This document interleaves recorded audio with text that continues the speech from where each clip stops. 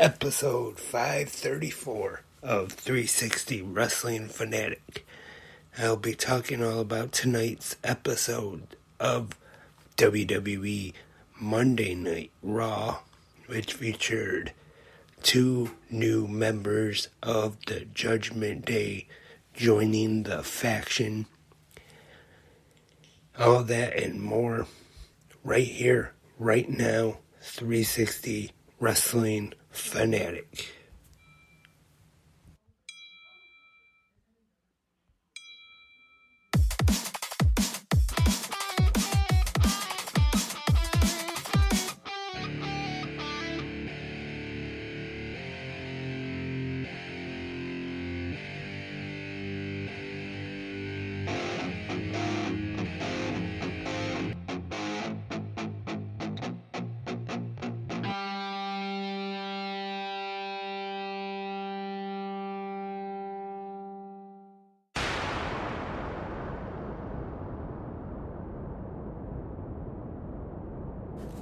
Hi there, Wrestling Fanatics. Welcome to tonight's episode of 360 Wrestling Fanatic. I am Lance Brock here on this Monday night, and hope you all had a great Monday today. Like I mentioned in that preview there, we'll be talking about tonight's episode of WWE Monday Night RAW. And at the end of the recap, if I have any pro wrestling news to talk about, I will definitely talk about any exciting news going on in the world of pro wrestling. Like I said, it is Monday, and this weekend coming up, we got a pretty big pro wrestling weekend coming at us. Starting with Friday, we got not only WWE Friday Night SmackDown, but also a special Friday night episode of AEW Collision and Rampage right after. Of course, this Saturday night is AEW Full Gear live on pay-per-view. So, like I always talk about for AEW pay-per-views, I will try hopefully to do a special live episode of 360 Wrestling Fanatic Saturday night. But as of right now, I am not sure just yet what time that live podcast will be starting. You know, AEW pay-per-views do tend to go long usually, and I usually wait to watch the post-media scrum after the show with Tony Khan, and sometimes he does make us wait for it to start, and then when it does start, when he talks, he usually does go for a while sometimes. And let's get into WWE Monday Night RAW for tonight. And RAW was live on USA from our nation's capital, Washington, D.C. Our commentators tonight, Michael Cole and Wade Barrett. Tonight, we started things off with the American Nightmare Cody Rhodes himself and his WWE Undisputed Tag Team Champion partner, Main Event Jey Uso, will be defending those titles in the main event of Raw against the Judgment Day, Finn Balor, and Senior Money in the Bank, Damian Priest. And believe me, there is more to talk about this situation a little later on. And once again, we have another video package of Shinsuke Nakamura, once again with the subtitles. He is in action against Otis, along with Chad Gable, Akira Tozawa, and Maxine Dupree, the whole Alpha Academy crew there. Wasn't a bad match. Nakamura, of course, defeated Otis. I'll probably give this one just maybe 2.5 out of 5 ring bells. Mainly, the match was alright, nothing real special, but I am a big fan of those Nakamura videos where he's speaking Japanese and we get to read the subtitles on the screen. Nakamura, I thought he definitely has been good in this heel run, and I've already seen a couple things online. Maybe it's just me, maybe I just didn't notice or just missed it somehow, but there are already reports online that there were references to CM Punk during this Nakamura video. 1 week from this Saturday is the Survivor Series, and guess where it is being held? In Chicago.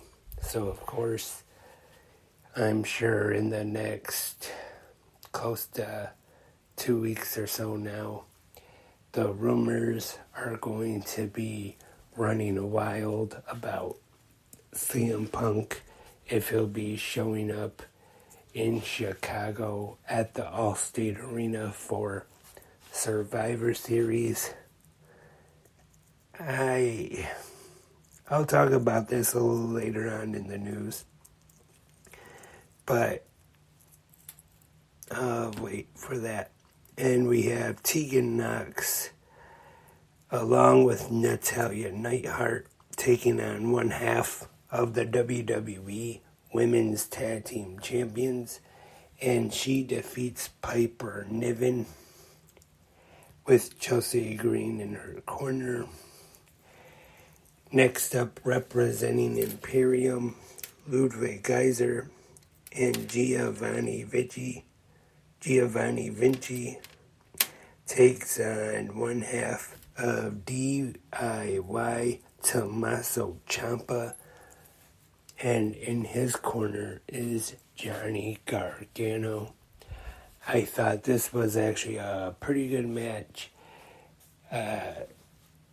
Giovanni Vinci getting involved, got himself ejected, and then DIY got caught off guard when he came back and interfered in the match.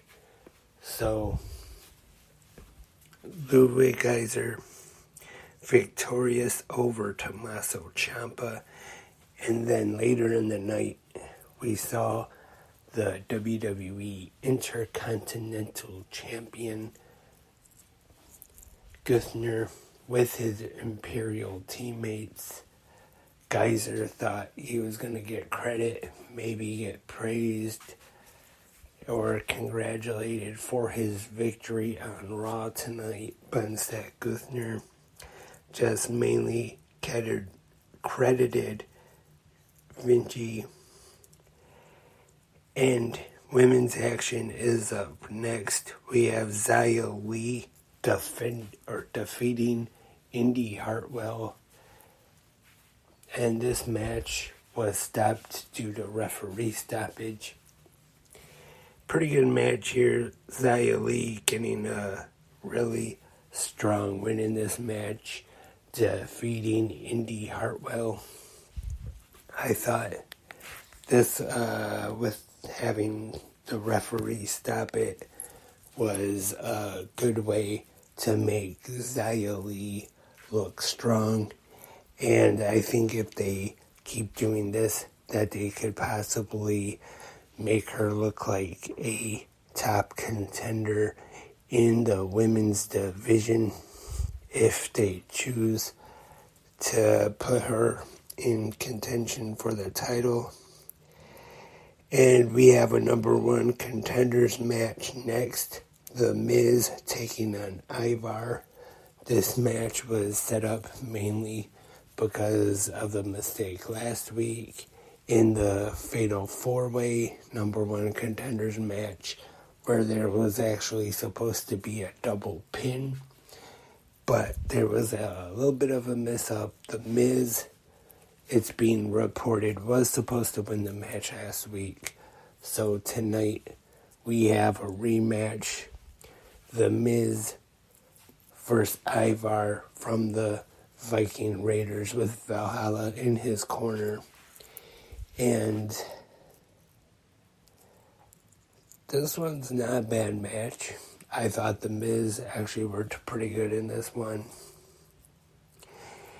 We see Big Bronson Reed make his way to ringside, get involved. The Miz wins the match, and then Bronson Reed attacks Ivar.